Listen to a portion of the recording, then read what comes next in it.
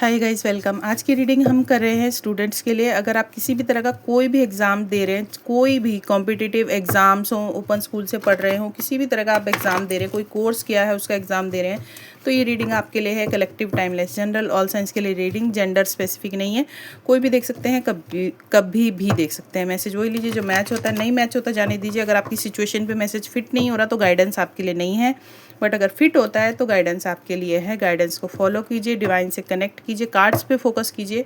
आप जो एग्ज़ाम दे रहे हैं उस पे फोकस कीजिए, कनेक्ट कीजिए कार्ड्स के साथ और पॉजिटिव माइंडसेट के साथ देखिए। देखते हैं आपके लिए क्या गाइडेंस आ रही है। Thank you divine, my day angels, Ganpati Bappa, हमारे कलेक्टिव प्यारे व्यूअर्स, जिस भी किसी सब्जेक्ट का, किसी जॉब के लिए, कोई आर्ट फील्ड में कोई जॉब है, डांस, सिंगिंग, म्यूज़िक, किसी भी फील्ड में कोई भी किसी भी तरह के एग्ज़ाम्स देने जा रहे हैं, जो भी हमारे व्यूअर्स हैं, कलेक्टिव व्यूअर्स, उनके लिए आप क्या गाइडेंस दे रहे हैं। Please give me only one card.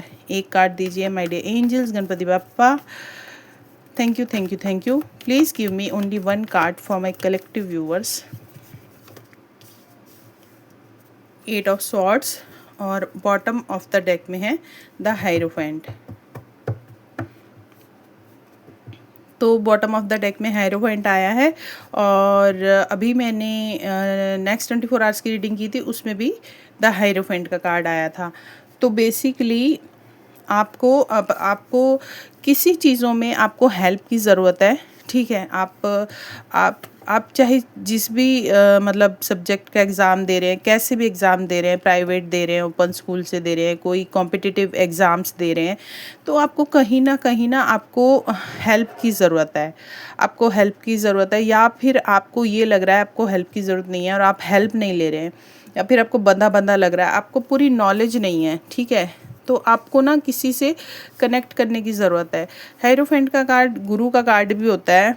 तो आपको कोई जो भी आप एग्ज़ाम देना चाह रहे हैं ना, उस जो भी विषय है, जो भी सब्जेक्ट है, तो उसकी गुरु से आपको कनेक्ट करना है, उनसे एडवाइस लेना है, उनसे आप हेल्प लेंगे तो आपको एग्ज़ाम क्लियर करना इजी होगा। यही आपके लिए गाइडेंस आ रही है। तो अपनी आँखों पे पट्टी मत बांध के रखिए, अपने आप को स्टक फील मत करिए। आपकी में भी हो सकता है आपकी तबीयत ख़राब भी हो सकती है, आपको हो सकता है एग्ज़ाम का स्ट्रेस हो रहा है, तो आपको हेडेक हो सकता है, बॉडी पेन हो सकता है ना, कुछ इस टाइप से हो सकता है, बंदा लग सकता है, बहुत ज़्यादा आप स्टक फील कर सकते हैं। हो सकता है आपको समझ ना आ रहा हो क्या करें, कैसे पढ़ें, कैसे क्या करें, मतलब हो सकता है आप बिल्कुल कुछ समझ नहीं पा रहे हैं। तो अगर आप बिल्कुल मतलब क्या बोलते हैं उसको, दिशाहीन हो गए हैं, डायरेक्शन लेस हो गए हैं, आपको कुछ समझ नहीं आ रहा है और स्टक फील कर रहे हैं बहुत ज़्यादा, तो आपको ज़रूरत है अपने गॉड से कनेक्ट करने की।